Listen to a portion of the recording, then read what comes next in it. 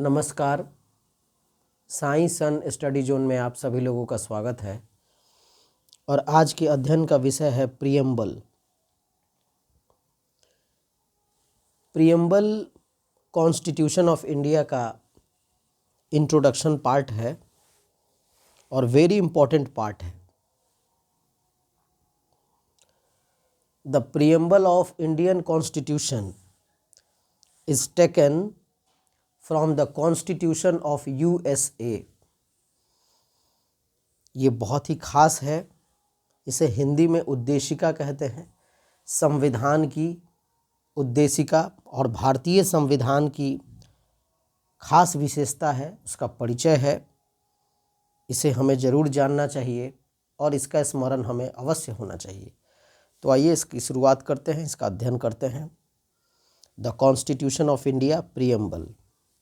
We, the people of India, having solemnly resolved to constitute India into a sovereign, socialist, secular, democratic republic, and to secure to all its citizens justice, social, economic, and political liberty of thought, expression, belief, faith and worship, equality of status and of opportunity, and to promote among them all fraternity, assuring the dignity of the individual and the unity and integrity of the nation. In our Constituent Assembly, this 26th day of November 1949, do hereby adopt, enact and give to ourselves this Constitution. एक बार इसको फिर से पढ़ते हैं। We the people of India, having solemnly resolved to constitute India into a sovereign, socialist, secular, democratic republic, and to secure to all its citizens justice, social, economic and political, liberty of thought, expression, belief, faith and worship, equality of status and of opportunity, and to promote among them all fraternity, assuring the dignity of the individual and the unity and integrity of the nation. In our Constituent Assembly, this 26th day of November 1949, do hereby adopt, enact and give to ourselves this Constitution.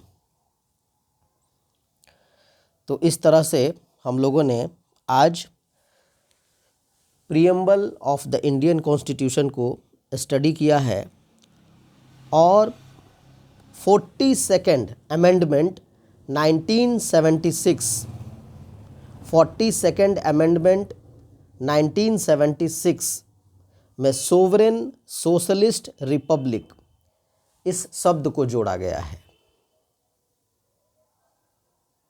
तो इस तरह से हम लोगों ने आज the constitution of India preamble के बारे में स्टडी किया। आइए इसके हिंदी को भी हम लोग अध्ययन करते हैं।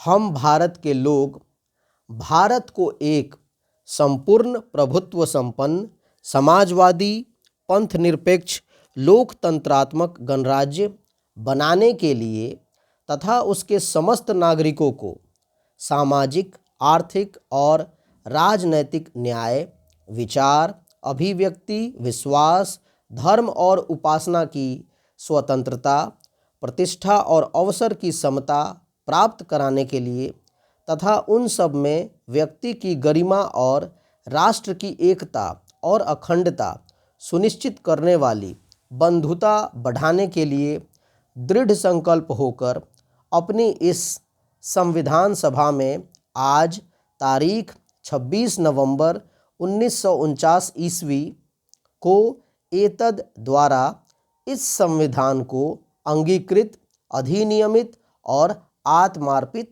करते हैं। धन्यवाद।